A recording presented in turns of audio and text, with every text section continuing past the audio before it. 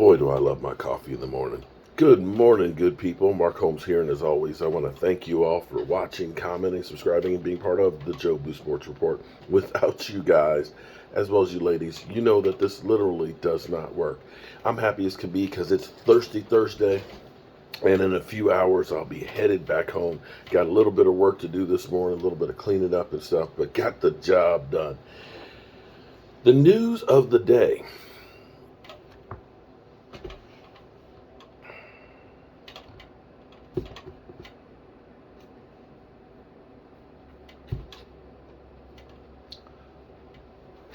There is none, really. There is no news that's actually going on other than Philly 500 has lost his damn mind and swears that the Eagles' basement is winning the division and their ceiling is going to the NFC Championship game.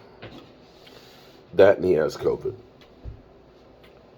Cowboys are bargain basement shopping, to basically putting the thumb in the eye of Cowboy fans that think that we may have an issue at linebacker. They're bringing in journeyman, never wases, and so on. Now, to their defense, I will say that we can actually look at two sample sizes. We can look at 2020, where we brought in a lot of veterans, from Gerald McCoy to Emerson Griffin, Don Terry Poe, and Clinton Ha Dix, guys that had started on other teams the year before. Guys, some of them had been Pro Bowl players. We brought all of those guys in, and none of them did anything for us. And what they did do was cost us some money, dead money the next year, and so on. So I think the Cowboys are truly having a youth movement, that they're just like, we want to get rid of all the old aging players. We just do. We want to start off with as young as possible. We don't want to bring in more old players because we're trying to replace them with young ones. And I must say, if you go back to the history of the Cowboys, if you think about when the Dallas Cowboys in 1988 had gotten so old that Jerry Jones bought them and they just cleared house. There were named players that were significant players on the team, but they cleared house and they started over. They just kept bringing in player after player. Now, I don't know that we have the talent evaluator that Jimmy Johnson was and the foresight to understand and find guys like, say, Nate Newton. When the Cowboys signed, if there was social media back then, when Jimmy Johnson signed Nate Newton, who showed up for the Washington football team, and the Washington football team said, this guy is too fat. He's too slow. He's worthless. He's a waste. They cut him.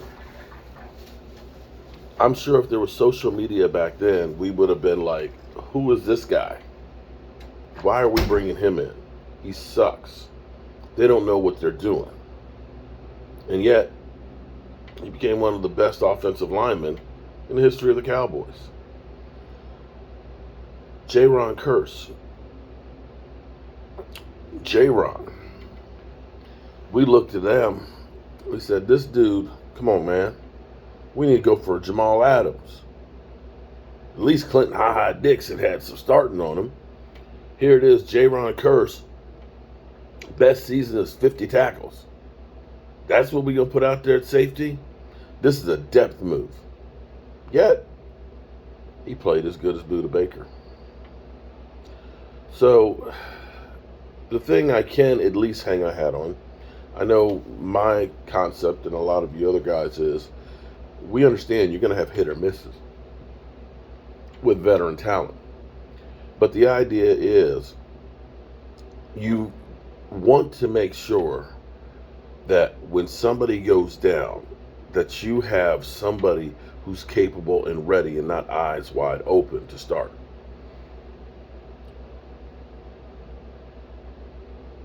The way the team is being built with so many young guys, so many unexperienced guys, in some regards, this isn't per se built for just this season. This is hopefully laying the groundwork for the next few years. And this is what the Cowboys did back with Jimmy Johnson. They had a revolving door of bringing in guys and trying them out and finding out who fit, who were some of the underserved players that were really, really good that maybe didn't fit in another system or were overlooked. And they became the melting pot of all of those players, which ended up having more talent than anybody else during those 90s years. And you wish that Jimmy Johnson had stayed on there longer to continue to do that. And that's where you kind of get this feeling it now. That's where you bring in the USFL MVP, and say, can this guy be a kick returner? Can this guy be a gadget guy? Can he be a piece to the puzzle?